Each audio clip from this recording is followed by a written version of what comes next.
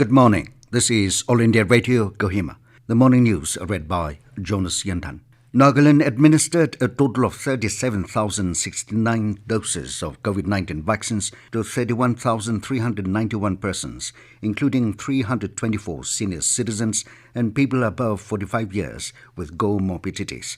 State Immunization Officer Dr. Ritu Tur said that 302 senior citizens in the 60 years and above category and 22 above 45 years with associated comorbidity have been vaccinated across the state as of yesterday.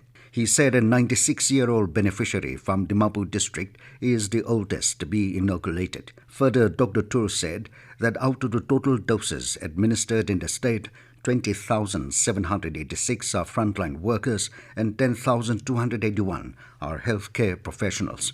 He said among the healthcare professionals, 5,678 have received the second shots of COVID-19 vaccine, completing the full course of the vaccination. He said no adverse events needing medical intervention have been reported after the beneficiaries received the vaccine, including the vaccination of age-appropriate high-risk groups. Meanwhile, Dr. Tur has requested all senior citizens and people above 45 years with comorbidities to self-register through gowin.gov.in or do on-site registration, along with a photo ID to avail the vaccination. Ali Yawarjung National Institute of Speech and Hearing Disabilities, Divyangjan, under Ministry of Social Justice and Empowerment, in collaboration with District Administration and Youth Action for Social Service, MON, is conducting a 3-day diagnostic hearing aid fitment camp from yesterday at District Hospital, MON. Deputy Commissioner Mon Thawasilan informed that beneficiaries would be given hearing aids after required tests are conducted. He urged upon the gathering to spread the word so that others may also benefit from the camp. Social Welfare Officer, Ministry of Social Justice and Empowerment, Dr. Prosenjit Majumdar, stated that the camp was initiated under the Central Scheme Assistance to Disabled Persons for purchase, fitting of aids and appliances. Union Minister of Education Ramesh Pokhriyal Nishank released the study material of Indian Knowledge Tradition courses of National Institute of Open Schooling, NIOS, at Noida in Uttar Pradesh yesterday.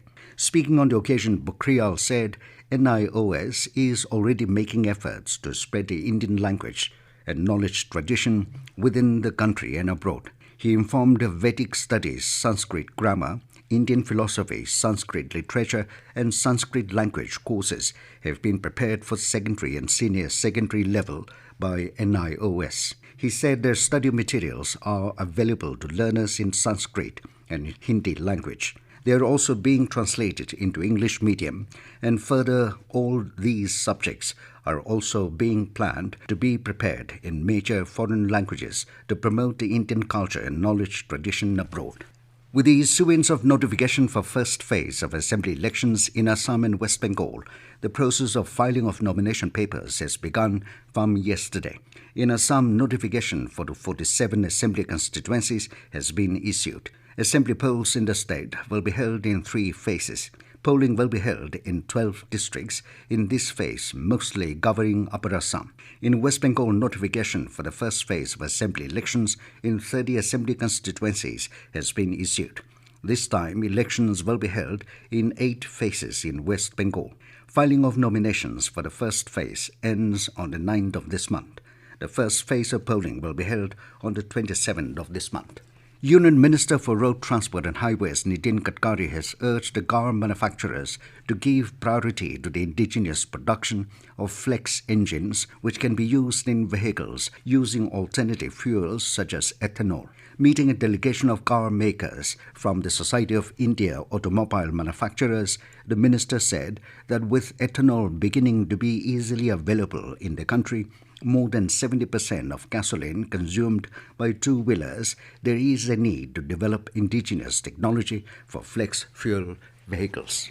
And as the nation fights COVID-19 pandemic, let us all remember to stay safe and protected by following these 3 simple steps. Wear a face mask, wash hands frequently with soap and water, or use hand sanitizer and follow social distancing norms. With that, we come to the end of the morning news.